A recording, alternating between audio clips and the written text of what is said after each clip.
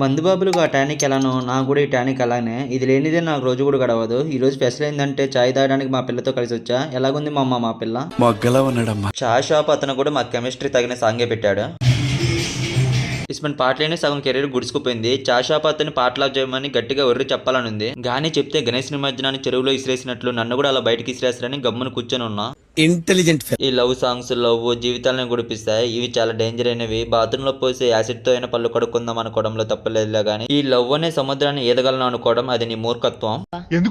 ఎందుకంటే ఇనుకో అమ్మాయిల గురించి మా తాత సొంటి సుబ్బారావు గారు ఎప్పుడు నాతో ఒక మాట అనేవాళ్ళు. అరే మనవడా, నీ పని నువ్వు చేసుకుంటూ పోతే నీ దగ్గర ఉన్న బొక్కలు పడ్డ అండర్వేర్ అయినా నీ దగ్గరే ఉండేది. లవ్ కొత్తిమీర అని అమ్మాయిని లవ్ చేసావనుకో సినిమాలు షాపింగ్లు షికార్లని తిప్పి పిప్పి చేస్తారు. తర్వాత నీ బొక్కలు పడ్డ అండర్వేర్ కూడా అమ్ముకోవాల్సింది వచ్చి చూసుకోమల్లా అని చెప్పాడు. దీన్ని బట్టి అబ్బాయికి ఒకటే చెప్తా, తలగుండును కొట్టించే ఆడదాన్ని నమ్మొద్దు, తలలో పడొద్దు.